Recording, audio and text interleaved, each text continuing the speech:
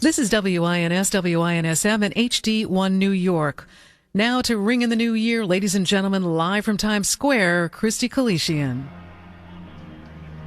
Christy Kalishian live here in Times Square. It has been a journey through the rain and unseasonably warm temperatures. That part I'm not complaining too much about.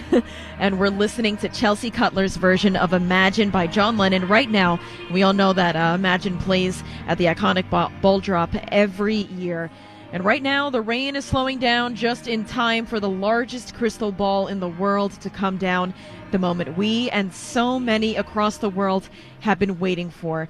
And those across the world are surrounded by us right now for the first time since 2019, as COVID travel restrictions have been eased. Thankfully, everybody here, I've met people from Brazil, from Belgium, Mexico, I can't even, China. And it's just so fascinating to hear the stories that people have shared with us. What else? Italy, Puerto Rico, and people are just excited to finally make their way back here, not have to worry about COVID restrictions, and they're just happy to see smiling faces. That's what I heard from one person, and she's hoping to see that in 2023.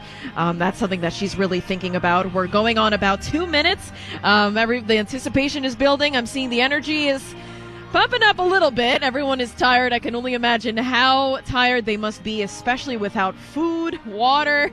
Everybody's been telling me, even since earlier in the night, that they have just been trying to pass the time, trying to meet new friends, of course, from across the world. And it's really just been an honor every year to be here, to hear everybody's stories. And it just feels like 2019 when I first started covering this. And it was the last normal year, I guess. And it's just nice to see that this is probably the closest thing I've really had to that first normal year. And hearing from the Times Square Alliance, they're saying that they're close to that amount that they had in the past. To the amount of people here. And of course the rain might have probably brought back attendance just a little bit. But look at that. We're actually starting that 1 minute countdown right now. I can hear those crowds cheering again. They're still awake, I'm telling you. And seeing the selfie sticks come out here. Everyone's trying to get the best angle of this countdown. Everyone has their phones up. There's cheers, but also everyone's still trying to stay quiet to listen to that final countdown that we have going. And also, let's just think about just some of the major moments that we've gone through this year, including the Ukraine war, the Supreme Court overturning Roe v. Wade, Supreme Court's decision on the Second Amendment, the death of Queen Elizabeth II. Where are we going? I think we're close to 10, 9, 8, 7, 6, 5, 4, 3, 2, 1.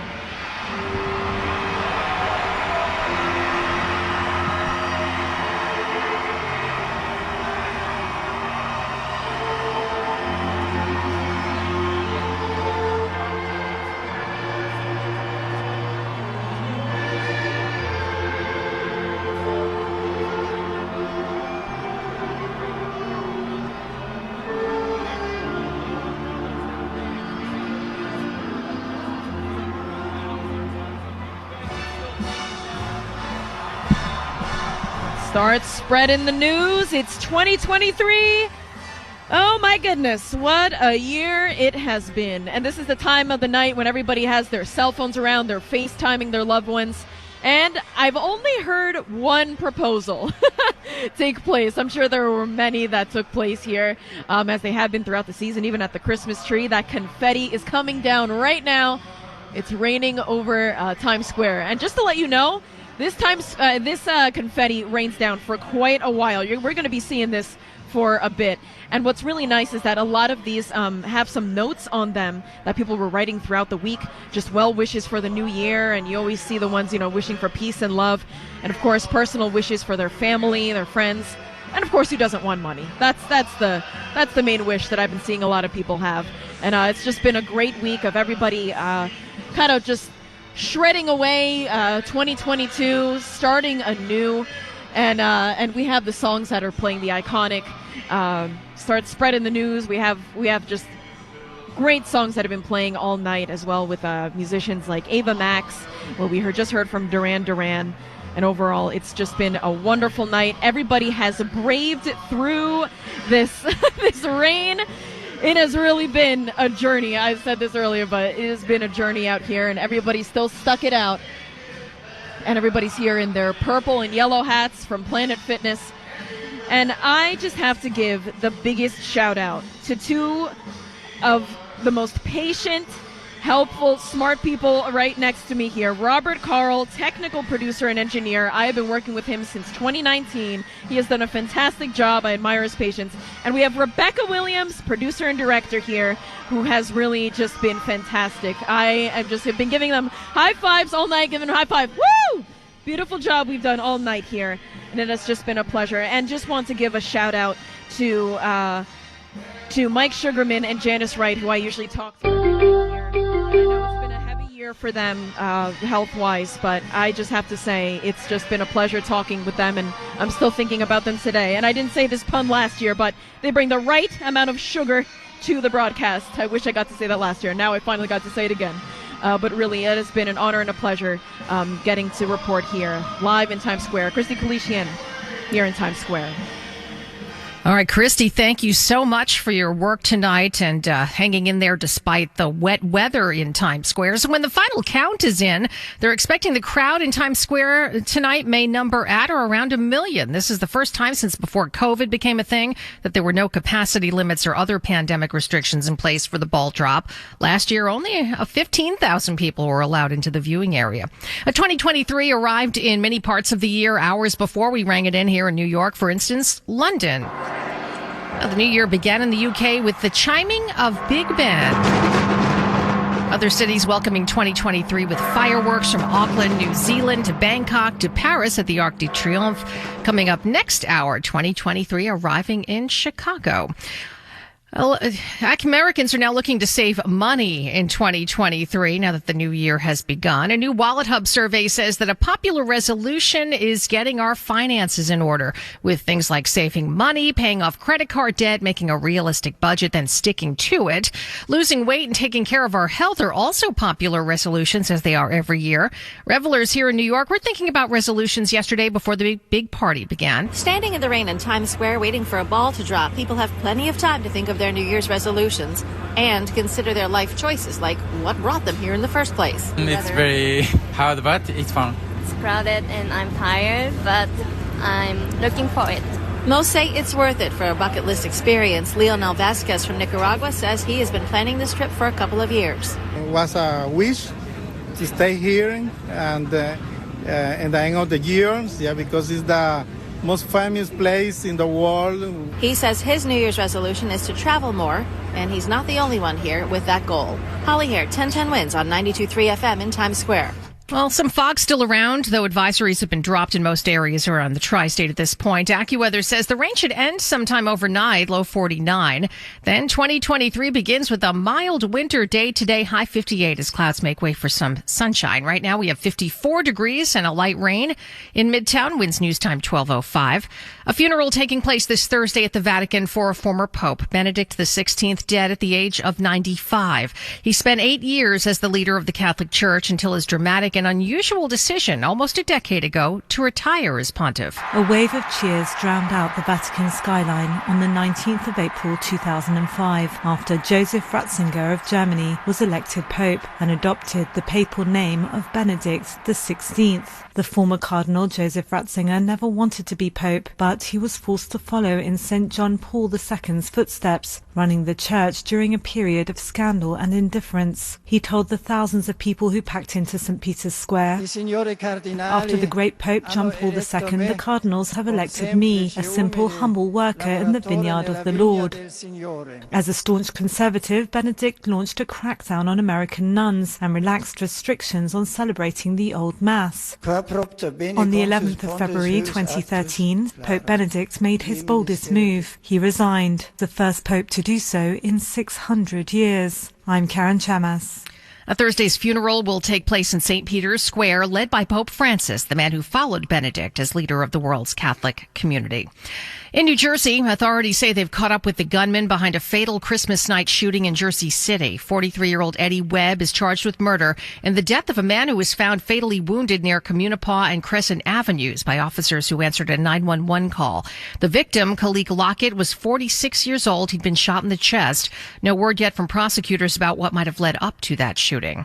An extradition proceeding will take place Tuesday in Pennsylvania for Brian Kohberger, the suspect in the cold-blooded murders of 4 University of Idaho students last month at their off-campus apartment. His arrest comes after several unsettling weeks in the small town of Moscow. Kaylee Gonzalez, Madison Mogen, Zaina Kornodal, and Ethan Chapin all stabbed multiple times as they slept near the campus. Despite surveillance video showing the victims in the hours before they were murdered, and despite thousands of tips pouring into the Moscow Police Department, there appeared, at least publicly, to be little movement on the case. No suspects, no arrest. That is until Friday, that report from correspondent Danya Bacchus. Now, we've been learning more about the suspect since his arrest. Kohberger is a PhD student in criminal justice and criminology at Washington State University and lives only about 15 minutes from the crime scene, just over the state border. He was picked up in the Poconos near where his parents live. He was apparently home for the holidays. The family of victim Kaylee Goncalves, meanwhile, says they don't know the suspect, but see connections between him and their daughter, though they are not elaborating about that just yet. Well, commuters who've been looking forward to the new Long Island Railroad service into Grand Central will have to wait a little longer. The Grand Central Madison Terminal was supposed to be opened by the end of 2022. The MTA now shooting for sometime in January instead. Danny Pearlstein of the Riders Alliance tells 1010 Wins some train commuters met the news with a shrug, essentially. I think people anticipated more new service than they're getting, or more convenient new service than are in the initial schedules. So overall, there's been a tepid reception on Long Island. And the MTA has warned there might also be a significant reduction in service into Penn Station after Grand Central Madison is open. However, the new service is expected to boost rush hour ridership on the LIRR by about 50%. After the project was in works for literally decades. Wins News Time 12:09. We'll have traffic and AccuWeather next.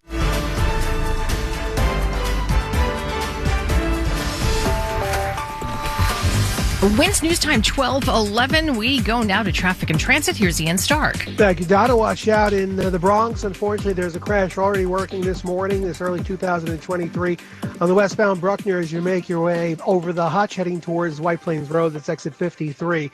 And as a result, you do have some delays there. Otherwise, the big story when it comes to road closures right now are all in Times Square. So until the festivities wind down, at the discretion of the NYPD, you're going to have several road closures in place. And they're all going to be lying generally between 59th Street on the north side, 6th Avenue on the east, 8th Avenue to the west, and 38th Street to the south. And again, all in between these points, you're going to see road closures, and they could be out there for several hours. So certainly now is not really the time to get your car heading into Manhattan. There. Now, if you're taking the train this morning, the LIRR will be running some extra eastbound trains out to Long Island on the Babylon, Montauk, and Ronkonkoma branches. So if you are going to be taking one of those lines, just check at the station. You might find yourself some extra trains to choose from. And watch out for some really dense fog throughout the area. It has definitely been tricky, some reduced visibility, and dense fog can also mean slick roadways. Here's what you need to know about the bridges and tunnels. Currently not much, no construction on New Year's Day. I'm Ian Stark. Next report at 12:21, 1010 Wins on 92.3 FM. And now the AccuWeather 4-day forecast. Here's meteorologist Carl Babinski. Well, Donna, Happy New Year. A new year beginning with some rain, but I do think it'll be wrapping up within the hour, and that's pretty much what we were talking about all evening long, just not stopping in time for the beginning of the brand new year. It's 54 degrees. Fog is something we're still going to be talking about virtually all morning long, because even though the rain will be shutting down, even though it'll be pushing off to the north and east, fog left behind will be dense. I think until around 6 or maybe 7 this morning, we need some wind, really, to get things going, to mix out that low-level moisture and mix the fog out. So it's going to be a while before that happens. Our low 49. But once clouds and fog do break up later on this New Year's Day, we will be quite mild with highs in the upper 50s.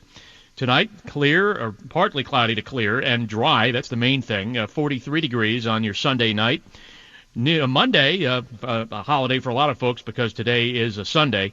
Well, it's going to be a decent day with highs in the mid-50s. Tuesday, a bit milder, 57. Some rain that will probably show up later in the day or at night. 54 and raining right now. The relative humidity 93%. The air calm. Rain 54. We're headed down to 49 in Midtown. I'm AccuWeather meteorologist Kara Bavinski on New York's weather station. 1010 winds on 92.3 FM. Winds news time 12:13. A shorter fitness watch, that is, with a racial bias. That story and more just ahead.